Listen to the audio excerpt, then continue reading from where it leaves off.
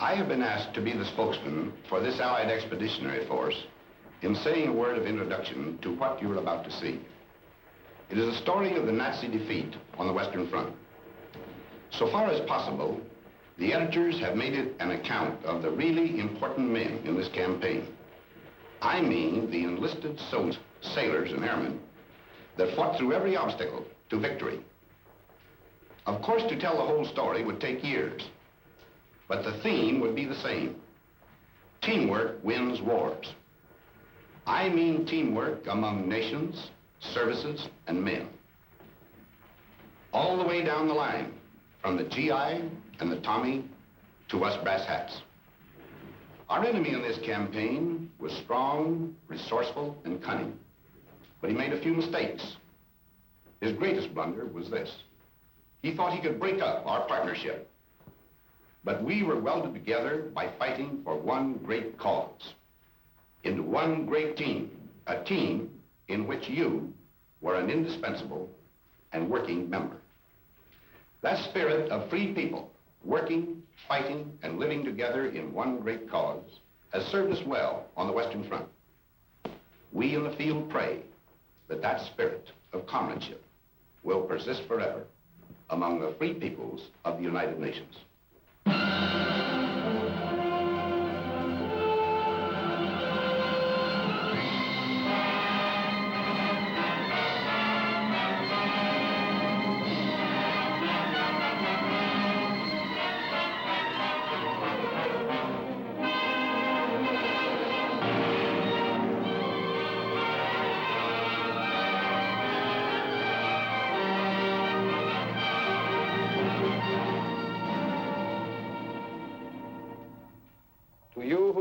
Living in love and hope, who sense the future in the surrounding air, this testament is offered.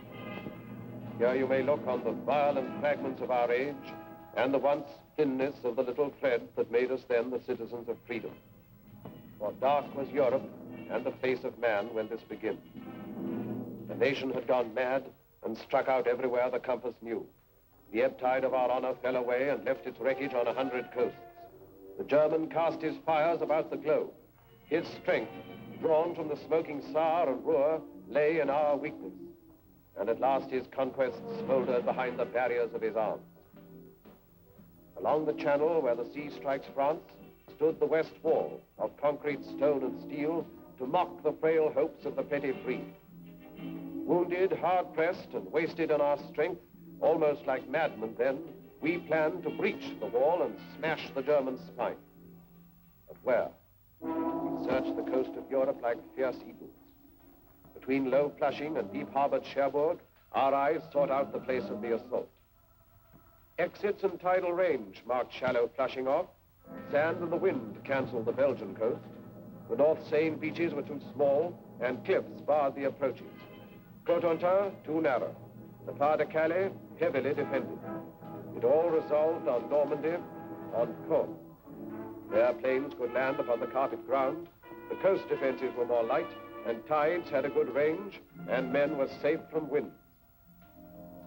So on 5 miles of still unbloodied sand, the fretful course of fate would be assailed by armored nations. Now our people bent to the construction of a steel array and took the builder's hammer in their hands.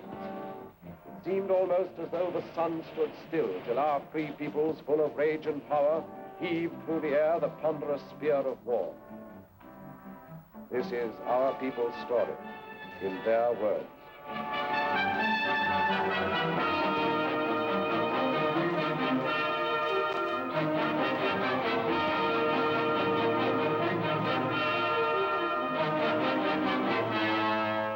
I suppose if the Battle of the North Atlantic hadn't gone right, things might have been considerably different.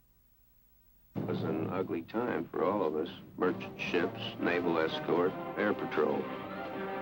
I guess I had my share of bad luck. I lost 3 ships and some good friends.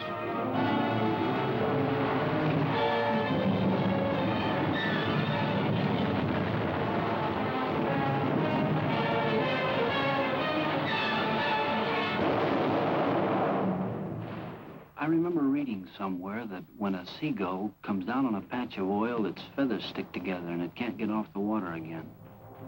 There must have been a lot of dead seagulls around the North Atlantic. Of course, we only saw it happening on the wall map. And yet it was, well, quite real. When I started there, those markers we used reminded me of toys out of some children's game. But soon they became U-boats and ships carrying cargoes, food and supplies and weapons, and men to use them.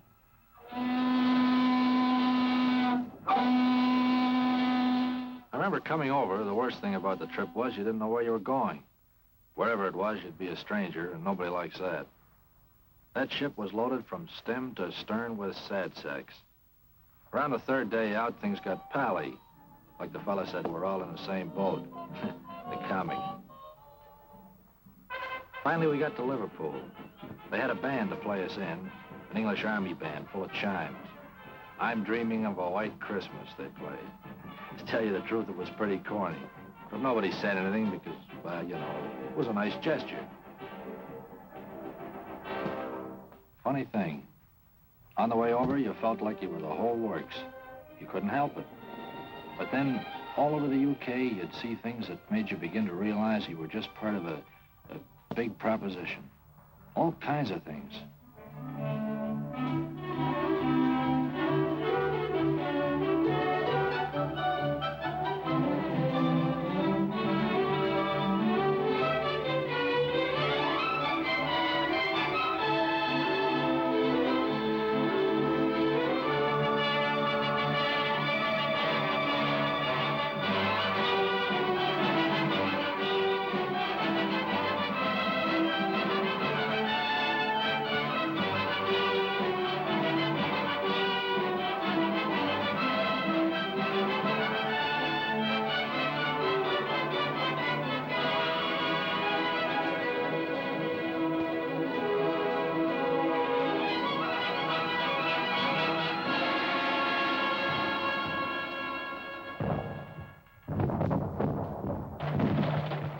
I was a pre-med student at Johns Hopkins in civilian life. Now, I do know a little something about anatomy. And I say it is scientifically impossible for the human body to stand up to the training we receive. An absolute impossibility. The muscles and tendons and bone structure was not designed to withstand that battering. Don't ask me how it happens that we did stand up to it. I don't know. It has no scientific explanation.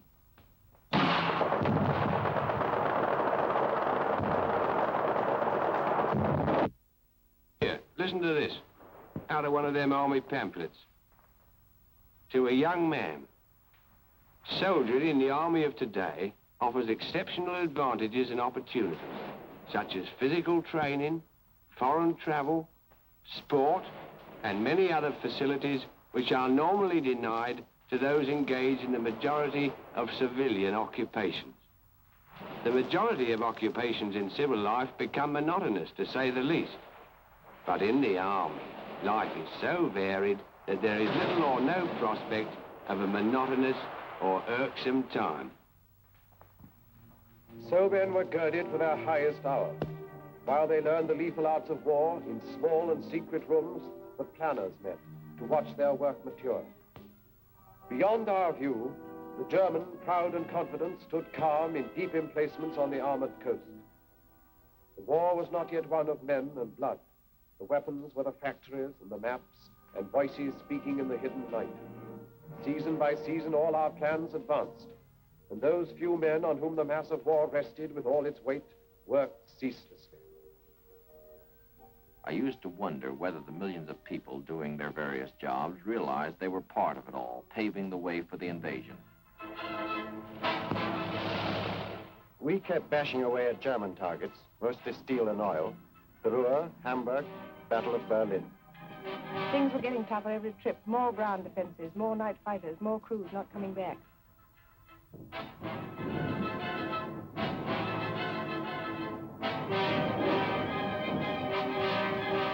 We got away early in the morning. Sometimes we'd see Lancasters coming back.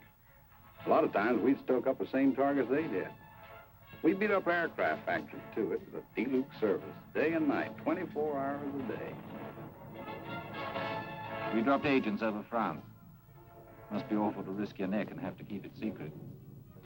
One-man submarines, torpedo boats, commandos. We used them all to bring back cups full of sand from the beaches for analysis. It had to be quick drying with a solid clay foundation. It would have to support 30-ton tanks. I must have photographed nearly every field in France. Real job, of course, was the Caen area, but I didn't know that, nor did Jerry. We dropped stuff to the Mackey, arms, ammunition, sabotage materials, and so on. Then went over ourselves and taught them how to use it. We built it to specification, but we hadn't the least idea what kind of a gadget it was. The only name it had was Mulberry. It was vital to know all about the Seine Bay and the tides. And we trained the men to negotiate those tides and landing craft. Wearing down German sea power in preparation for the day. Special study of the weather along the Normandy coast. Miles of wire netting for the beaches. 7,200 tons of petrol per day. With an underwater pipeline to carry it to France. A white star is the emblem of liberation. Triple inoculation for all personnel. New ships pouring from the stocks. Old ships adapted. Listening to the German radio output for fresh intelligence. That was just part of the pre-invasion work. By December 43, the plan itself was set, and we took it to Tehran for final discussion. The three leaders approved the plan. Our Russian forces advancing from the east and invasion from the west. And then the date was set.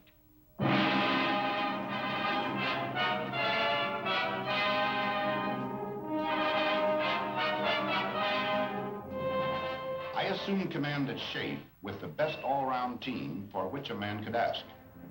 Some had already been working for months in England. Others I brought with me from the Mediterranean. We adopted first a master plan, and then had to coordinate every last detail of the ground, sea, and air plans. While this was going on, we led off with an air show designed to make the landing points as soft as possible, to batter the German communications, and to make certain we'd have control of the air. It was quite a show. Those airmen did a magnificent job.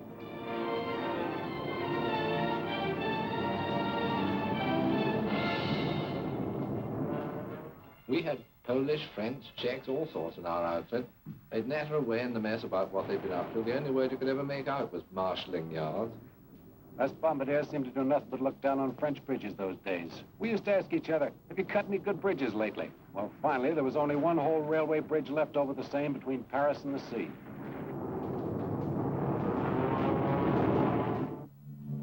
Down in the late spring, through the wounded towns of England, moved the mass made by our patients. 2 precious years of plans were put away. The offices were empty.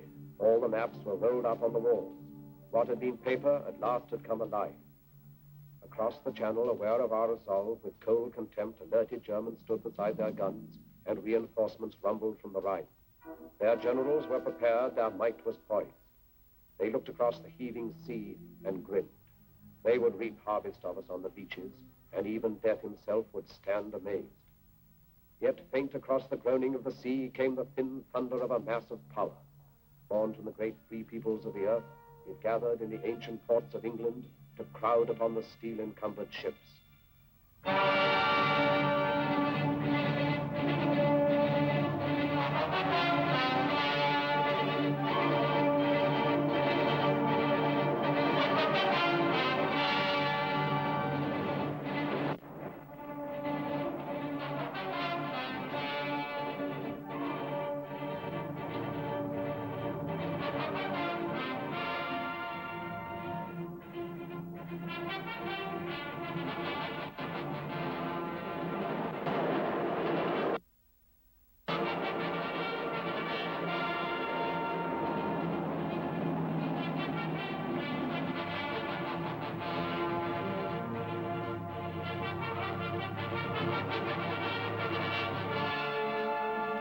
It was a funny sort of feeling marching down to the ships. We'd done it plenty of times before, of course, on schemes and that kind of thing. They didn't tell us this was the big show. Might have been just another exercise. Some of the chaps cracked gags. They wasn't very comic, but we laughed. I think we all guessed. The general feeling was, okay, if this is it, let's get in there and get it over with. Waiting always got on my nerves. Even waiting for a bus, never could stand it. Well, after a bit, our ship found its place in the middle of all the rest of the stuff. And there we stayed, for days.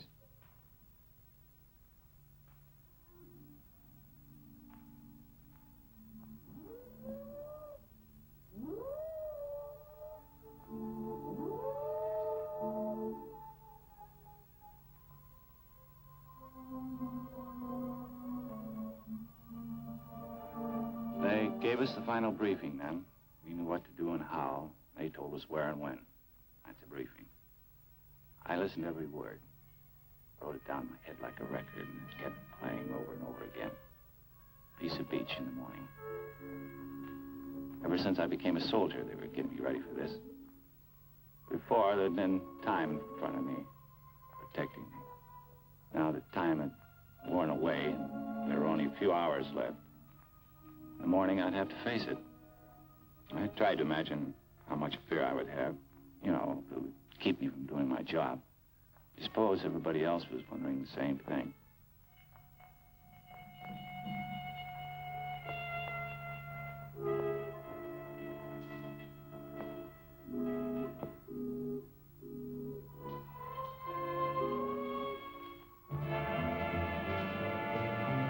Nobody said anything official, but all of a sudden the ship got much busier.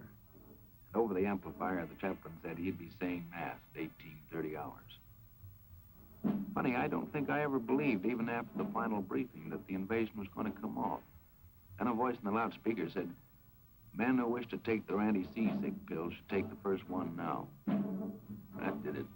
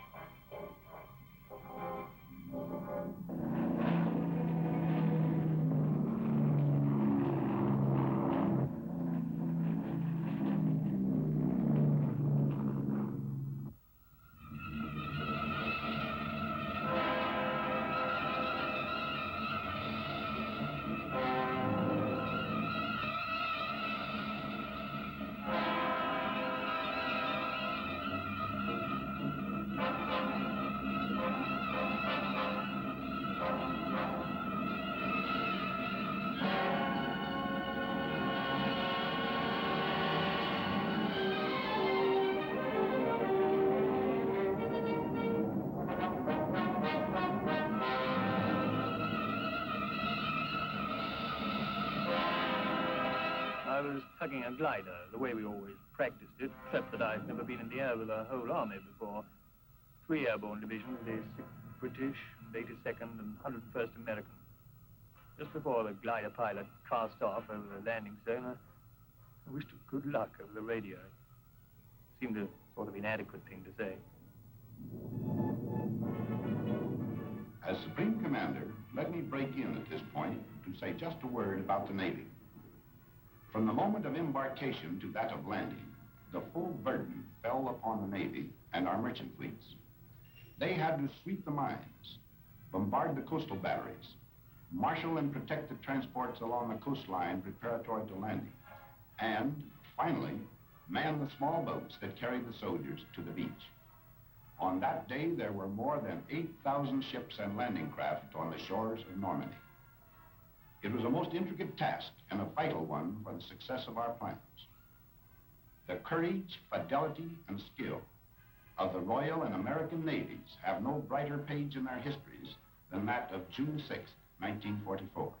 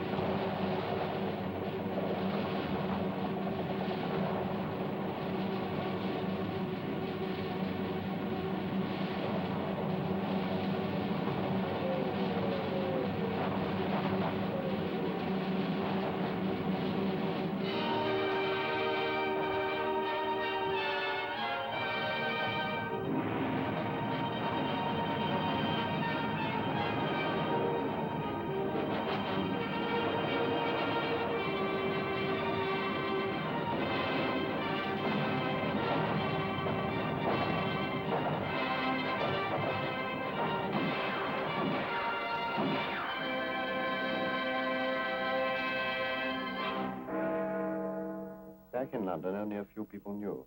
It was a well-kept secret. Around daybreak, we correspondents were called and told to be at the Ministry of Information at 8. Then they told us.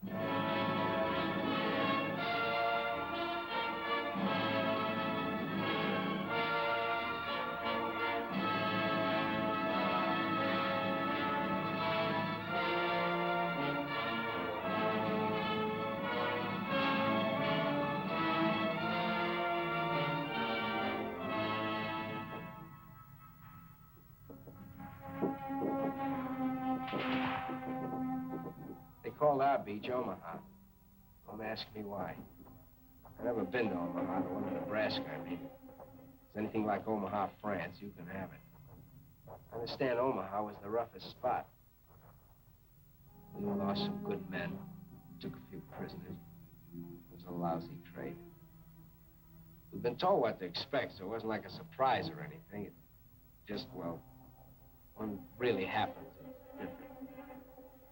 For a while there, we were pinned down, but a lucky thing, the other beaches were going better, so we got a little more than our share of the old teamwork. Navy come in, the air guys, and finally we got moving good. Now, you hear a lot about how long it takes to make battle-hardened soldiers out of green troops.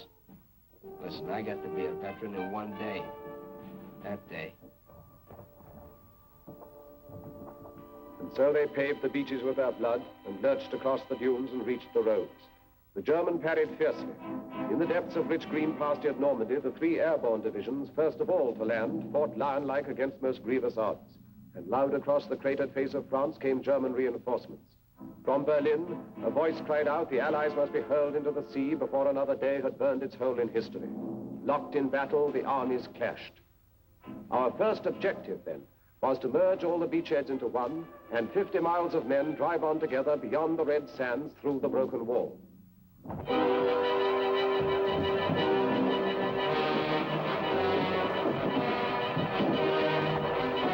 Where I was, it wasn't too bad getting ashore. After that it started. We had to fight for every bloody field. And it was the same each time. Fall on your belly, keeping your backside in like you'd been told. Chuck in a few hand grenades, then rush them. Sometimes they killed us, but we were killing more of them. The trickiest part was the farms. They were regular little jerry fortresses. If we couldn't manage them on our own, then we'd have to wait while the company commander called back for artillery support. The Navy was still with us too, chucking in shells ahead of us. In 3 days, we advanced 7 miles. Then we were told to stand fast and dig in. Next morning, we heard the news. We got it from the BBC. It sounded great. We'd joined up all along the bridgehead. It was a solid line, 45 miles of it. We'd got a foothold. We were in.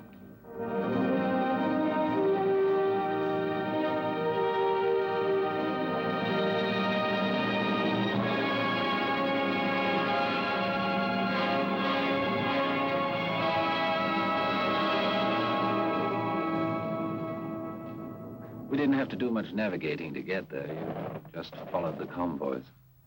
I was doing close support. We waited around, and then the ground troops would whistle us out and told us about some Hun target they wanted removed, and then in we go. We were like taxis on a cab rank.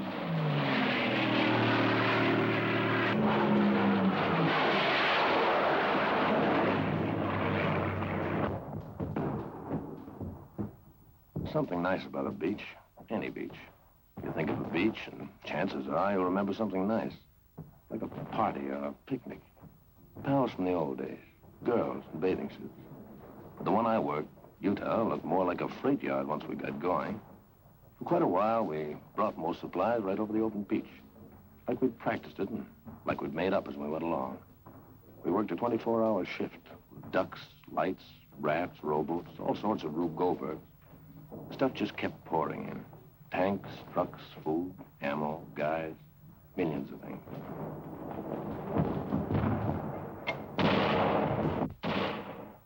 We didn't think we'd spend 15 days in the same field outside Caen, with the wood behind us and the Germans in another wood half a mile in front of us, and a little empty valley in between. Each side mortaring each other all the time. Just meant you had to live in a slit trench. You got into a routine.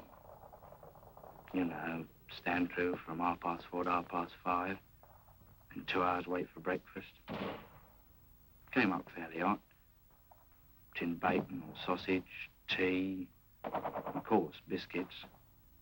We've been living on compo food since D-Day. It was good food, but, well, you know, you got tired of it.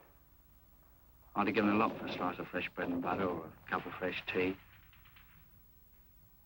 15 days is a long time to stay in one place and be mortared. Yet so you think everyone's coming straight for you.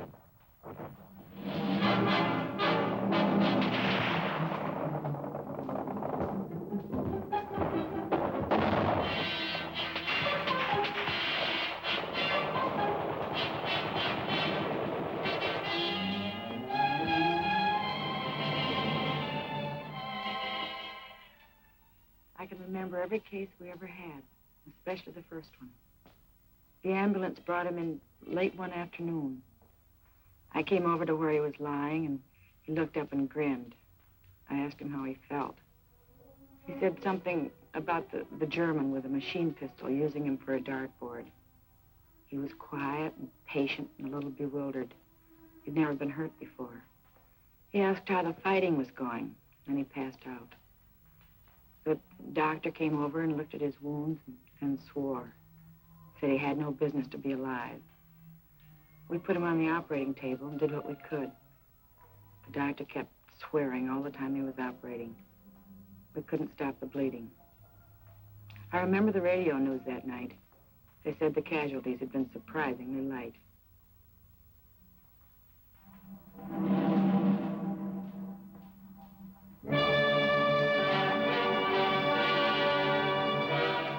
They said the whole thing was dear old Winston's idea. A collapsible prefabricated harbor with everything on it except a nappy. Well, I wouldn't put it past him. It's the sort of idea he would have. It worked in the end. Mulberry, they called it. Well, I felt pretty good about it because I'd watched it grow right from the sinking of the first ships for the outer breakwater. And further along to the west, the Yanks had brought one over, too. Then on D+13, I think it was, an onshore wind started up. Not much at first, but it got worse. Unloading onto the open beaches got very tricky. We heard that over on the Yank section, the other harbor had been put right out of action.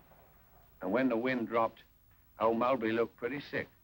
And up to that time, it was the only bleeding harbor we had.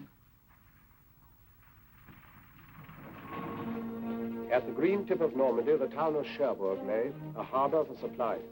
Our need for ports was vital as our breath.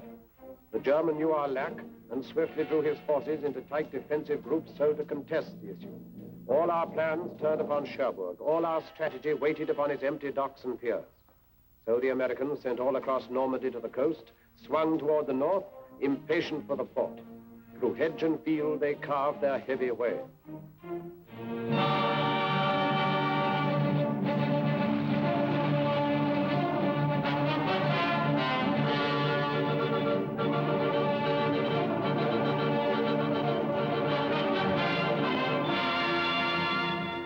Remember back now when it seems like we took Cherbourg a couple of days after we hit the beach.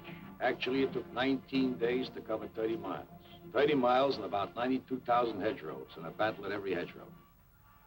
Otherwise, it was nice country, like Connecticut. Pretty trees and orchards, lots of cows, and nice little farmhouses. The apples were too green to eat, I remember. We hit it off fine with the people. Farmers, nice people.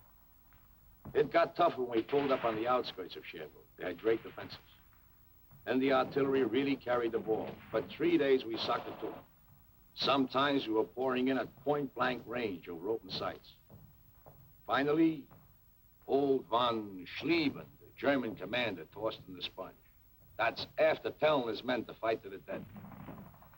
We took Cherbourg on June 25th. Everything was rosy except the harbor we come from. The Jerrys had really smeared that harbor. But right away, our guys went to work cleaning it up. And the way they tore into it, you could see that pretty soon it'd be waiting for us fine.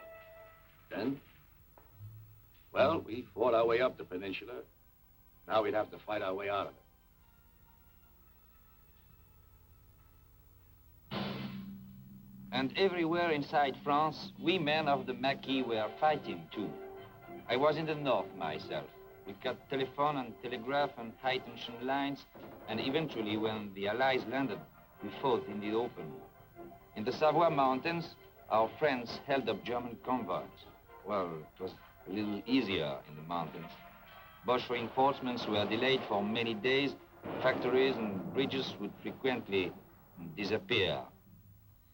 But the price we paid for it was frightful. In the village of Oradour alone, the Germans slaughtered 1,100 out of the 1,200 population, and the place was completely burned. They were accused to have ambushed German troops. Every house was destroyed. Women and children died in flames in the church where they had been locked. Yes, the price we paid was very great, but our job was done. Caen is a town through which the easy Orne ripples its slow way to the waiting sea, capital of Normandy. And here the British struck a stone wall of Germans. This was no Cherbourg advance, a knife thrust through the fields, but rather was the grinding of a drill, inch by inch forward. Here it was the German feared a quick breakthrough to the River Seine, and here it was he massed his army's best, 10 of the 12 divisions of his armor, paratroops, SS men, the young, the cruel, against the veterans of Alamein. We wanted him to fight here and to hold the battered ground, because the future plans depended on him standing where he was. At Caen, the dust was diamond. Every foot of ground was priceless, for by mid-most summer, Caen was to be the pivot of the war.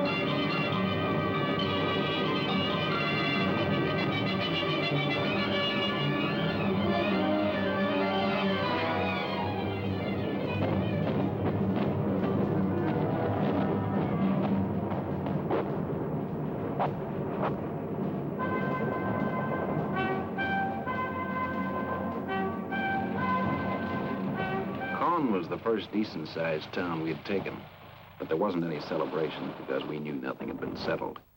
Jerry was as strong as ever. One of the men said, "God, are we going to have to go right across the world doing this to beat them?" Because most of Caen was dust, just plain dust. I wondered what Hamilton back home in Canada would look like after a beating like that. Well, anyway, our tanks and the British started massing and moved south out of the city. We knew there was a big do coming up.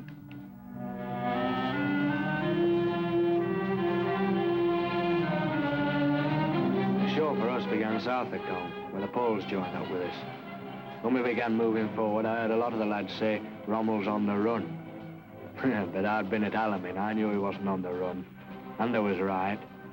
There was nothing lovely about the battle south of Caen. No pincer movements, no outflanking, no nothing like that. Just an hard, bitter, bloody slugging match. We had to stay there and give as good as we got, even if we couldn't give better.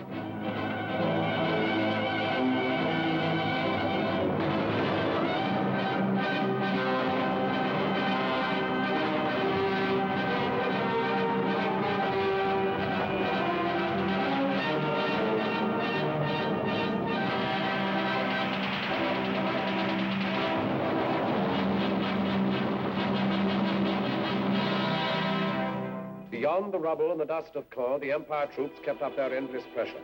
The German did not dare to disengage, but fought with all his cunning and his strength, still unaware of what we planned for him.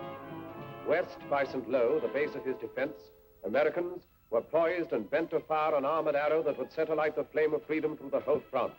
But till St. Lo was seized, the arrow waited.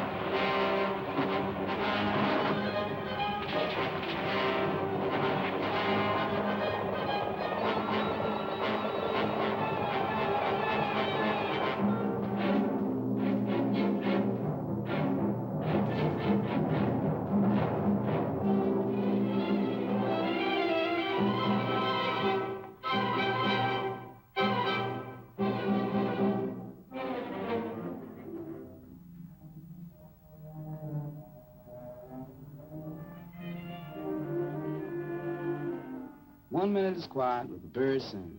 The next minute, the column of Sherman tanks coming around the corner going wide open. My buddy says, where those tanks come from? So I ask the tanker. He yells down there, the Third Army taking off. Been waiting for 3 weeks. Prepared somebody let the rabbit out of the hat. Man, what a rabbit. With pearl-handled revolvers. When I think back to the breakthrough, I don't seem to be able to remember anything but the French people. People beside the road, kids we couldn't stop to give candy to, FFI boys bringing in the krauts from the fields, and farm workers waving as we went by. It was easier to look them in the face and smile and wave back at them when you hadn't had to smash their homes to pieces first. The morning we got into Rennes, boy, that really was liberation.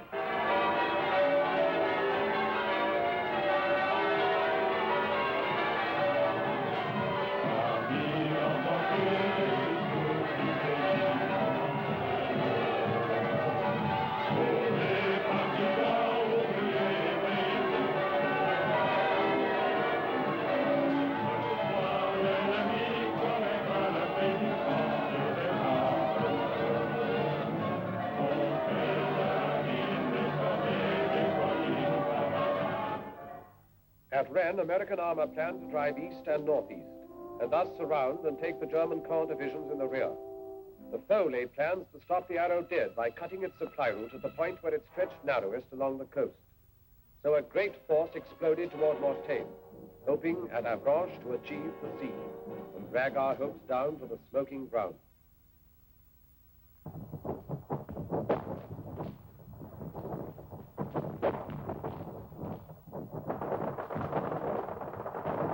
There's a lot of places I'd rather talk about than Mortagne. That's where I got hit. We've been going great up to there. Some of the guys had even been singing, harmonizing. And then that first German artillery caught us. Pretty accurate, too. An hour later, I was short 18 men. Well, we holed in and we hit back with everything we had. They weren't just trying to stop us, see? They want to come right through. And then me. I get a belt in the face, left side, and I keel. The last thing I remember is looking up and seeing those RAF Typhoons. When I heard them screaming up ahead, I thought, geez, I'm glad they're on our side.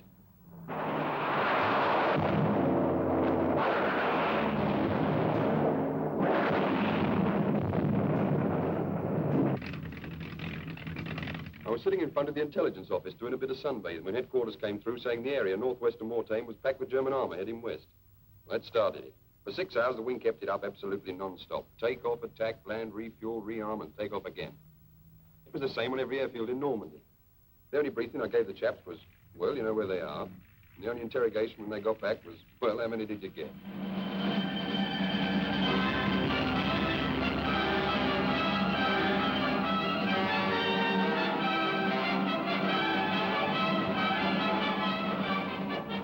Three days it lasted. Every kind of soldier was in there and every weapon. For me, it was just eating and smoking and loading at 105.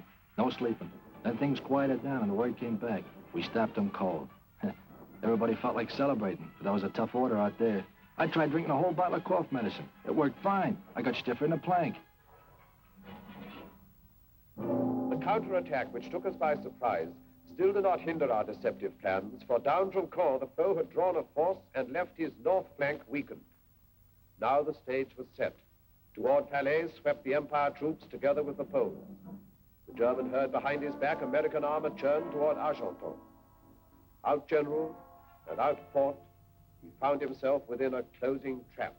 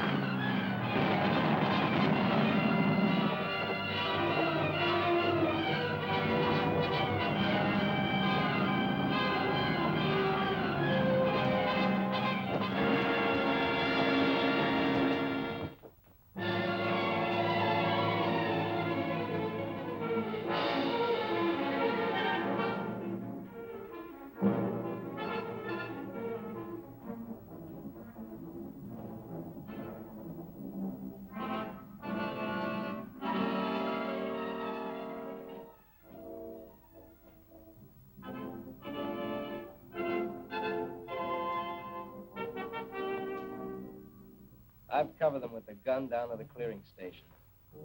Thousands of them, and all kinds. The tough ones with the smile froze stiff on their faces by shell fire. And the plain Joes that had too much were ready to tell you that. And their poker-faced officers that never lost the poker-faced look. The SS, the parachute troops, the old soldiers off the Russian front, I've seen them all. The Hitler youth babies looking like they walked out of Lincoln High. Expert killers. Smart Alec with their talk of rights under the Geneva Convention and asking, when do we go to America? And the other guy who crawled out of a hole with his hands up, all through and talking too much. Ready to swear he hated Hitler all the time. The kids that knew how a machine gun worked and nothing else. Grinning like they were still on top. They could hardly hold that trigger finger still. The middle-aged guys wanting to tell you about the wife and kids. You'd let them. And they were through killing when I saw them. And through getting killed, too. Some of them thought they were lucky, and others didn't. Dutchmen on the Place de la Concorde and began the battle for the city. After that, it seemed the French flag was hanging from every window. All the flags were made of curtains, all dresses, rags, everything, it didn't matter. 4 days later, we heard shouting coming from the Hotel de Ville. We started running. Me, my husband, everyone in our house. As we ran, people were screaming. The French army had arrived. When we got to the Place de l'Hôtel de Ville, we saw it was true. I kissed my husband because he was crying. Oh, it's funny, eh? We began to realize how unhappy we had been for 4 years and how lucky we were to be alive on this August evening.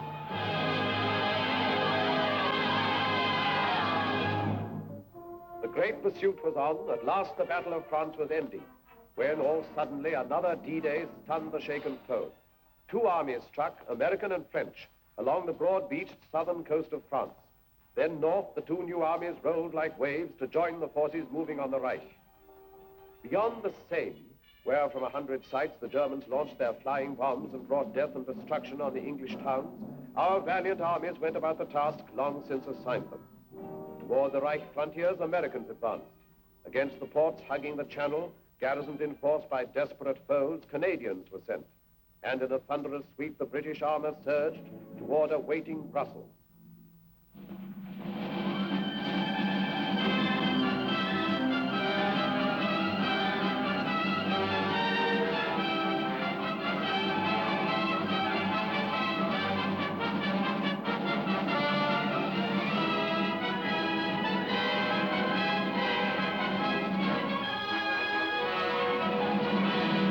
People of Brussels laughed and cried and threw flowers in the tank and said, "Goodbye, Tommy," when they meant to say hello. Man, they were happy.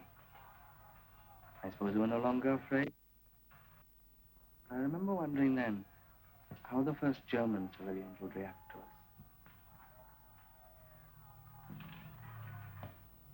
us. I remember one day we were coming across a big flat field.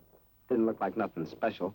I hopped a barbed wire fence, and a guy says to me, "Guess what?" So I says, "What?" So he says, "You're in Germany. There's a sign over there says." Then like a dope, I thought, well, it won't be long now. I want to quit over the fall of Paris and pin Bob on Brussels.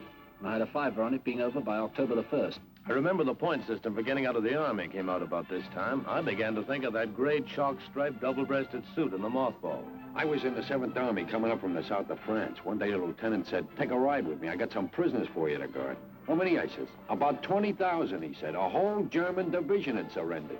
We Canadians were advancing in the north. And one day we came across a thing I'd never seen before. I guess it's a flying bomb site, the officer says. Well, that really made me feel good. The prisoner told us the newest Jerry gag. If an aircraft shows up white, it's American. If it shows up dark, it's British. And if it never shows up, it's the Luftwaffe. Every time they sent me along to set up a forward switchboard and I got my earphones on, I found out that the rear switchboard had leapfrogged 5 miles ahead. I wrote to the old man in St. Louis. He owns a men's store.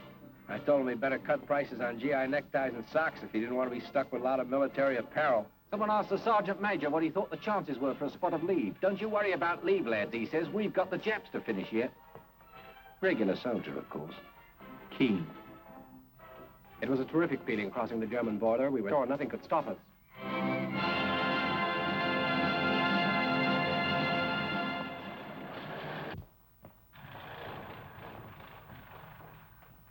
Then it happened. Just outside Metz, we ran out of gas. There just wasn't any to be had. I looked at my 30-ton Sherman sitting there, a useless hunk of iron. I wanted to bawl. I don't know how far we could have gone on, who knows. But it just stopped and sit there in the road. I knew then we were in for a rough time. When we took Aachen, the rations were short and mostly K rations at that. But we ate. Then we started to run low on ammo. Well, that was serious. You can't kill a man with K rations. At least I never heard of such an instance. From Antwerp to the Belfort Gap, our drives came to a stop. We could not then proceed until we had a port through which supplies could reach our armies. Crouched beside the quays, the German suicide garrisons held the port so sorely needed. When the German port strategy became apparent, we had to move swiftly to counteract his plan. We captured Cherbourg in a mighty rush, but he hung on to other harbors, and when he couldn't do that, he destroyed them. That was the story at Brest, where American ground, air, and naval forces fought such a long, bitter battle. In Brittany, where we were joined by French resistance forces. At the channel ports of Calais, won by the Canadians. Le Havre, captured by the British. Dieppe and Boulogne, Canadians. And Dunkirk, besieged by the Czechs. It takes a lot of freight per day, per man, to keep an army fighting in the field. The fellows I charged with getting it to the front had a tough nut to crack. We just didn't have enough working ports, that's all. Supplies suffered. Our offensive was slowed, and the German was gaining time to consolidate a new defense line. When our supplies petered out, we'd just reached the Siegfried line. That's as far as we got. We went through the first part easy, Dragon's Teeth and stuff like that. Then we hit the pillboxes, forts, obstacles, hidden positions. It was like going into one of those joints in Coney Island where you get lost. But instead of mirrors, they had guns. With supplies, maybe we could have cracked it then. Maybe not. I don't know. Frontal assault upon the Siegfried line was for the moment fatal. There, encased in trench and pillbox, lurked the German power. A hydra 100-headed, still unslain. And all the cunning of 1,000 years of war had gone to mold its walls of steel. Yet every line must somewhere have an end. In southeast Holland, nothing lay between the British Army and the German plain except 2 rivers and a town. And so we made our plans. To send an airborne army down to seize Eindhoven and the bridges at Nijmegen and Arnhem. Then to hold them for the force that would sweep up like thunder from the south. Thus, where no line existed, would the Rhine at last be crossed in force. I was to jump last at Arnhem, so I sat right forward by the window. I could see nothing but blue skies and Dakotas with the fighters up topside like midges. One of the boys was reading a newspaper. He showed me a funny piece in it. I couldn't laugh. The coast of Holland came along before I was ready for it. Someone yelled, "Running up now." We got to action stations. I remember thinking, what a bloody bit of bad luck to be bumped off now when the war's nearly over.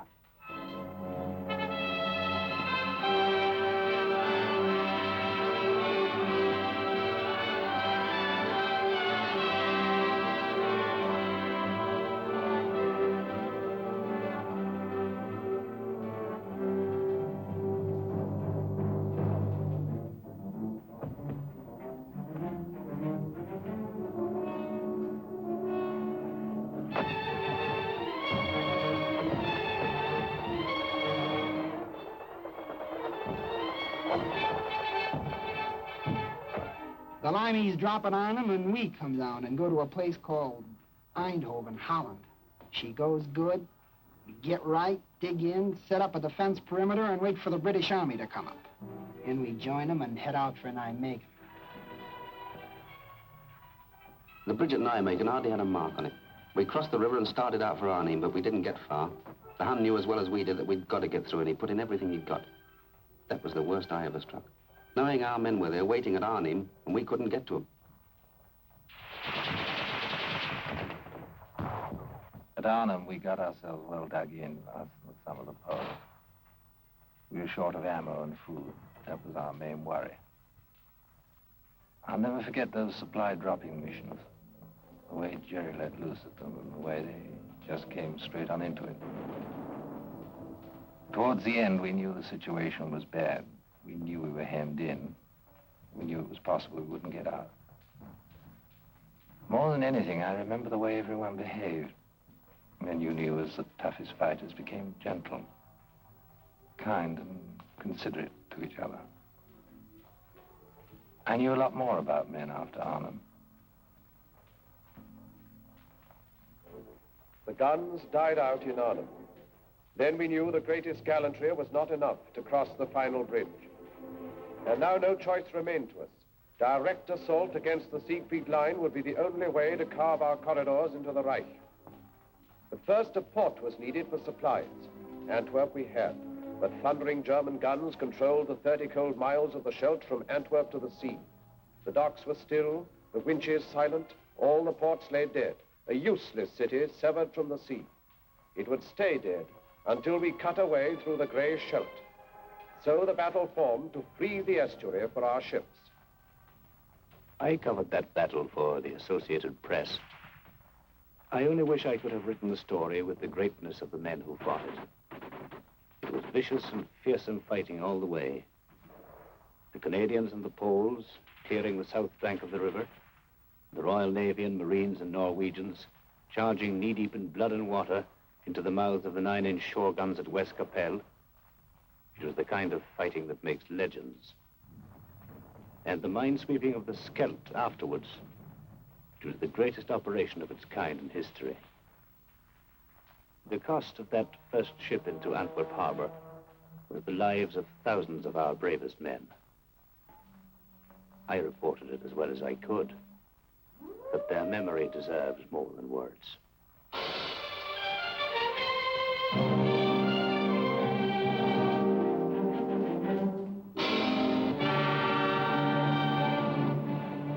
I was hauling on the first convoy to Antwerp.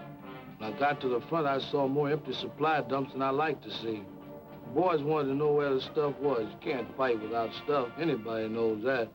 I made lots of trips, don't know how many.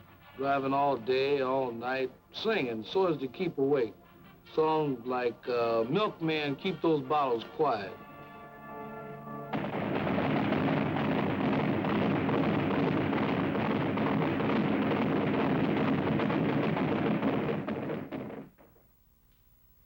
My job was to see to it that they had a new toothbrush and a cot, maybe a book to read when they came over from the east bank to the west bank of the Moselle for a little rest. We brought them over one company at a time because that was all the regiment could spare from the line at any one time. Somebody had tapped them on the shoulder and said, "All right, boy, you're going back across the river for 24 hours rest." And here they were, where they could rest. They just couldn't believe it. Here they were for just 24 hours without war. Everything was down to essentials, counted out like dollar bills through a teller's window. One night's sleep, one day's hot meals, one clean change of underwear, one clean pair of pants, one shave, one hot shower, one movie. I used to wonder what was the best of that day. Was it the chance for them to write home, a hot shower, or that long-legged girl on the screen? Whatever it was, all of it was over by morning. They were going back with the one clean suit of underwear, the hot shower, the clean shave, and the good night's sleep. Back across the Moselle to their holes in the ground and the shells.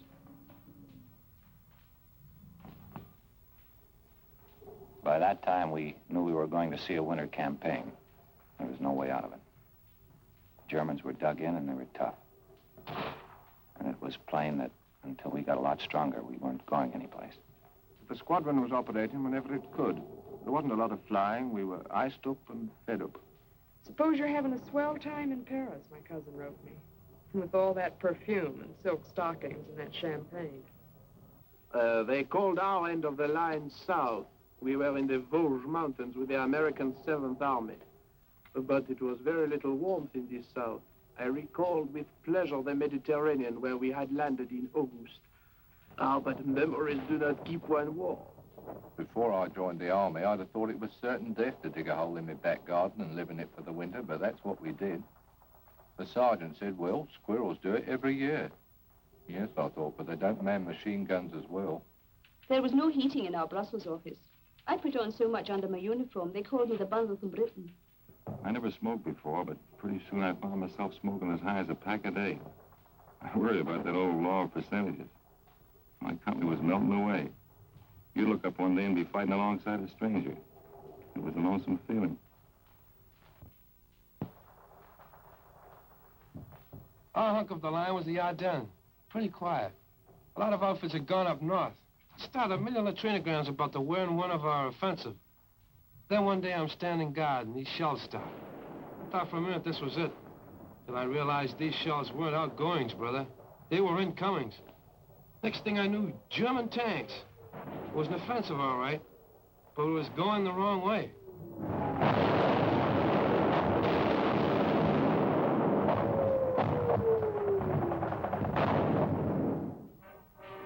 The offensive we were mounting to the north was suddenly forestalled and set aside, as through the rugged, thinly held Ardennes, von Rundstedt's truck.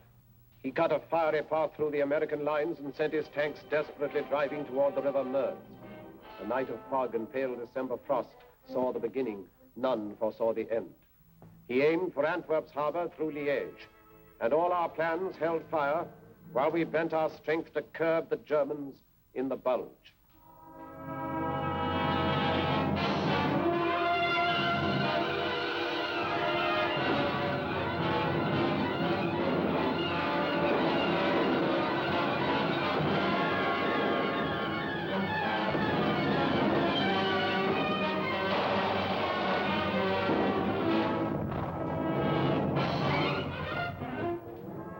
One night I was a replacement in England playing shove halfpenny in a pub. The next day they shoved me in an aeroplane, and that night I was fighting Germans and being kicked around. I don't know about the other outfits, but mine was being cut to ribbons. They were dropping all around me. The thing that still sticks in my head is the medics. The only weapon they had was a needle, but they were around right where it was the hottest. You'd hear that yell, medic, medic. Me there.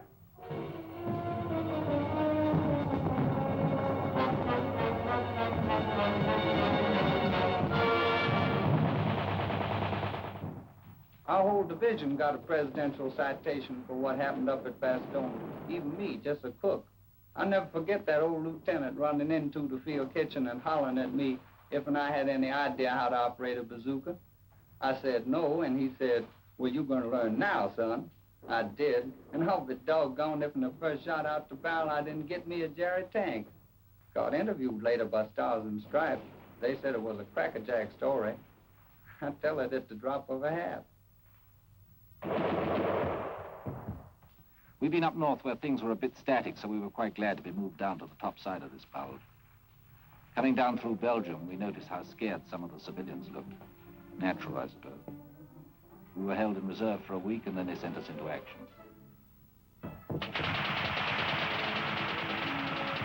On account of the fog, we couldn't get any air coordination. You sure miss it bad when you've gotten used to it all the way since D-Day. And then on December 24th, like a Christmas present, that sun come up, and after a while we was giving him the old 1-2 again.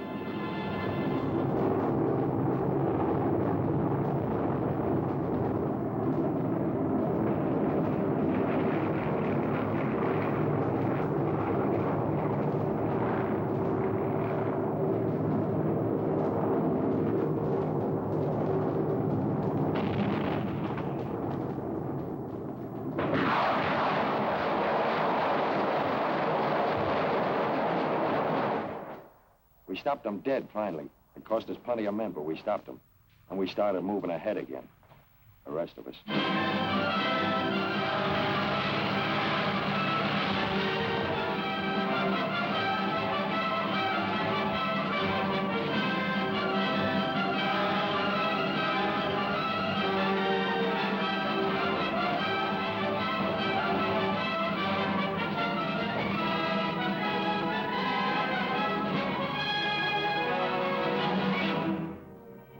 Ormstead reeled back on a recoiling spring. His great attempt was over, and his armies that had devoured such a wealth of blood sagged sodden towards the Rhine.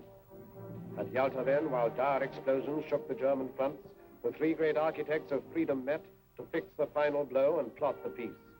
And even as they met, we moved to act upon our strategy. We wished the foe to stand and fight upon the western bank of the Grey Rhine, for there we could destroy him, outside his fortress, open, unprotected by any bridgeless river. Down we cast the gauntlet, challenging him, stand and fight.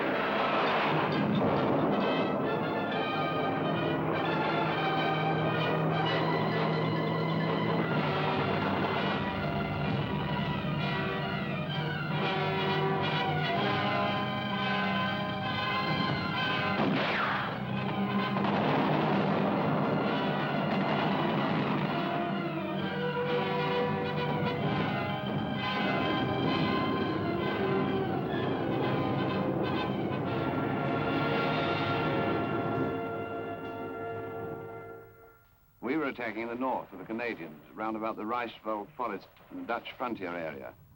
It was wet and filthy. They nicknamed our army commander Admiral Kriller.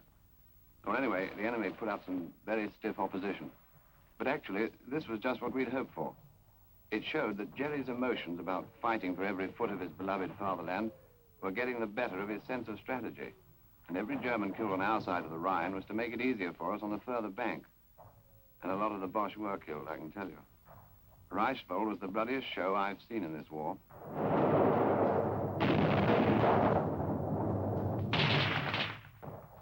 It was one of the push. The captain told me 8 divisions. He usually knows. He follows things like that. I was with the outfit that took Mönchengladbach, I think you say it. There weren't many civilians in the streets, and even the ones that were there we weren't supposed to talk to unless we had to. There was a $65 rap for fraternization. I wonder how they happened to figure out that number. I mean, why 65? We could see the Cologne Cathedral a long time before we got there. That tower was our objective. It was on the Rhine River. We went fast, and by the time we got into town, there wasn't too much fight left in it. Cologne was mangled, all right, but there were still a few buildings standing. I was sorry. I thought of those French cities, flattened. Anyway, we got our objective. Now we had to cross that river.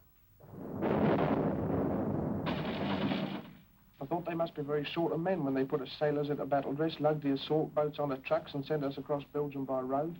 We talk about silent service. I'd never been sick at sea, but I was sick as a dog on the road. When we reached our destination, I was feeling lousy, longing for a breath of sea air, and found the whole bloody landscape under a stinking smoke screen. Like London it was. The next day we got up to the Rhine. It was good to get a glimpse of the water again.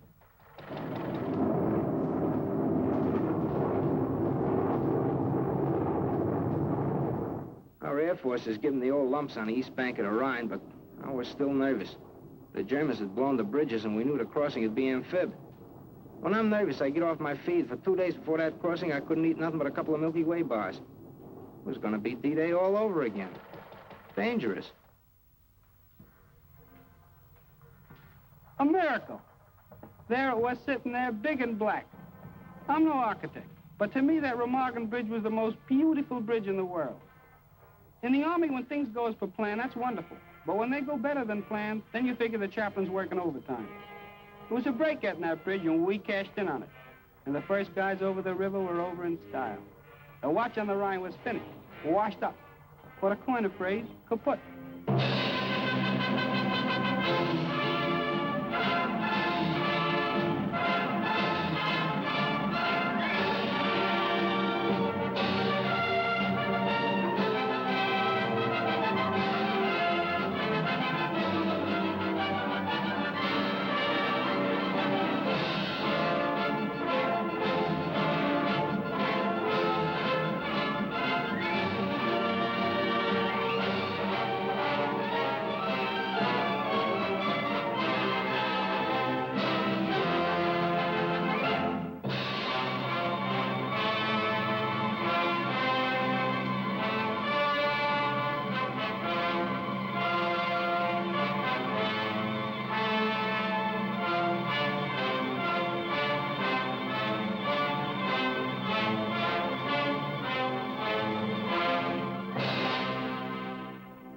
We got across okay and everything was going fine. But suddenly I gets detailed to guard some German prisoners. I'll never forget their faces when them airborne blokes started to come over. They just stood there looking up at them. And then after about half an hour, one of them looks at me, looks up at the sky, and says, propaganda.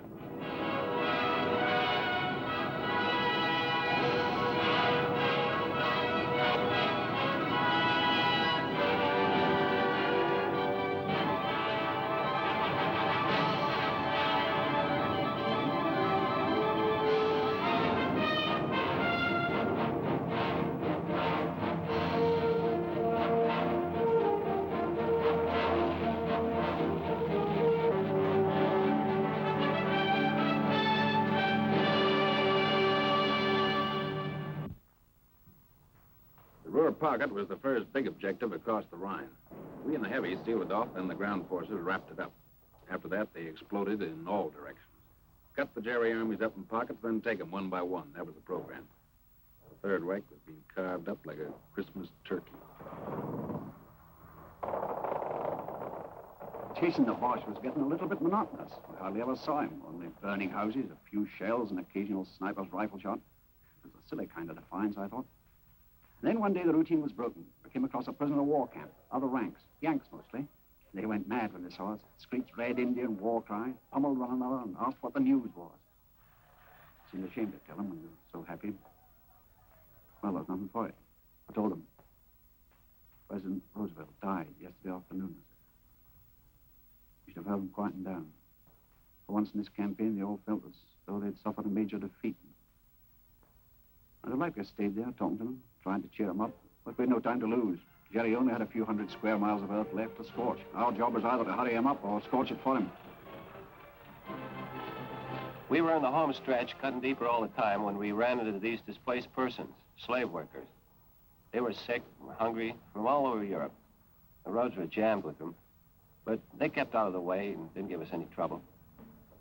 Like a fellow said, there's a lot more than town's going to have to be reconstructed. I wondered what was up when all RAMC personnel in our lot down to stretcher bearers were urgently called for. I soon found out we'd taken the Belsen concentration camp. Well, I'm not squeamish. I've seen amputations, operations, deaths long before I went to the army in 41. I was a warden. I lost count of all the arms and legs I pulled out of the wreckage down in Croydon. I got quite used to it. But this was different. Very different. I don't know any words big enough to make you understand what we all felt. All I can say, and I'm proud of this, is that I had to fall out and be quickly sick in the courtyard. As I say, I'm not squeamish, but, well, I'm human, and thank God for it. The government sent a few of us congressmen over to see those camps. And if there's anybody left who wonders if this war was worth fighting, well, I wish they could have been along. There it was, right in front of us, fascism and what it's bound to lead to wherever it crops up. I talked to some of the prisoners, the ones that had the strength to talk. Their offenses were the usual Nazi crimes, you know, wrong religion or wrong race, belonging to a union or the wrong political party. In Germany, it led to over 400 camps, like the ones I saw. It was the worst thing I ever saw in my life, and I wouldn't have missed it for anything.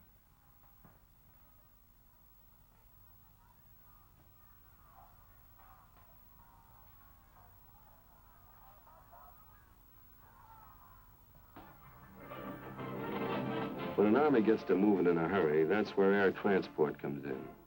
We'd been flying in the stuff along with the British Transport Command since D-Day.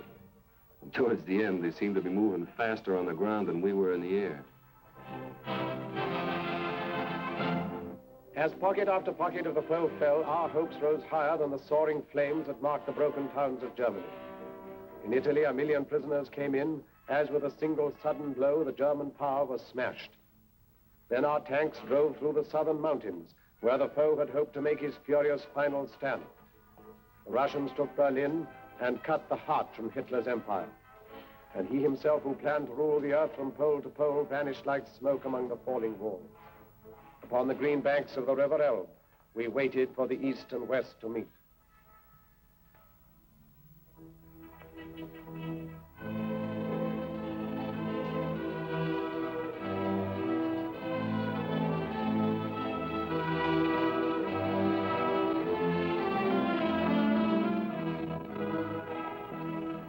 We linked up with the Ruskies at the Elbe River.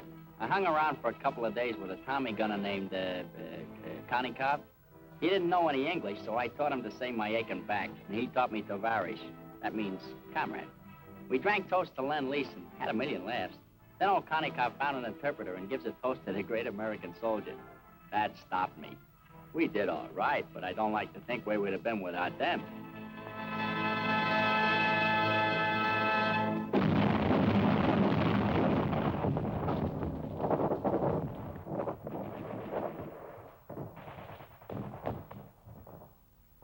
We were going towards the Danish frontier. Bremenfeld, then Hamburg. The rot was setting in. 1.5 million surrendered in the north. The fighting was nearly over, and our job was beginning. We'd been training a long time for the administration of Germany, and we were prepared for plenty of trouble. Sabotage, passive resistance, or perhaps something more violent. You know, werewolves in sheep's clothing. But as it turned out, most of them were docile and did what they were told. They seemed healthy, well-fed. Their disease was in their minds. A German woman, looking at what was left of her town, said to me, "If only you'd given up in 1940, none of this need have happened."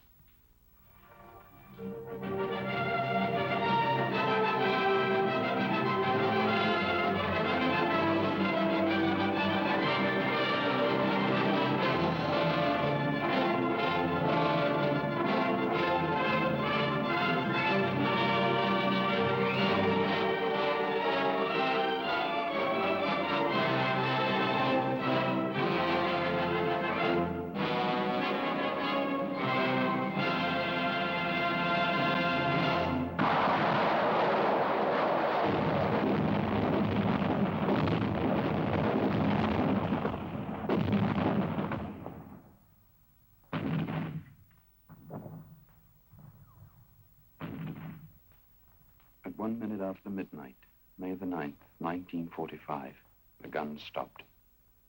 D plus 337. Now it starts. All the arguments about who won the war. Well, here's what I say. That no country on earth could have won it alone. So what does that mean? That anybody who wants to take a bow by himself is not only boasting, but nuts. I spent 4 years in the infantry, and I saw my share. During that time, I only met 3 men that liked to fight. And they were a little cracked, but it had to be done. Now that it's over, I feel good, except for one thing. All this talk about World War III. These big pessimists that talk so easy about another war just didn't see this one, or enough of it. We watched them bringing in some high-out prisoners, quite ready to be friendly, some of them. I was thinking of fellas I'd known who'd bought it. Crashed, shot down, missing. Right through from the Battle of Britain. I remembered their faces, or some joke they'd played, or maybe just the way they laughed or something. There seemed to be such a lot of them, I remembered.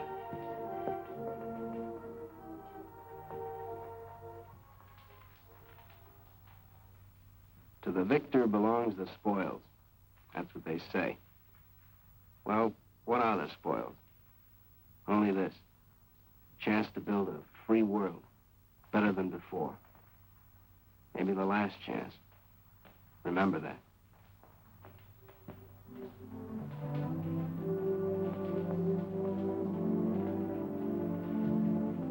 Now the time has come to put our victory to the tests of peace. In company with men of many lands to sift from ashes what the struggle taught. In the rebuilding of a broken earth, may we keep in our hearts this ancient prayer. O Lord God, when thou givest to thy servants to endeavor any great matter, grant to us also to know that it is not the beginning, but the continuing of the same until it be thoroughly finished, which yielded the true glory.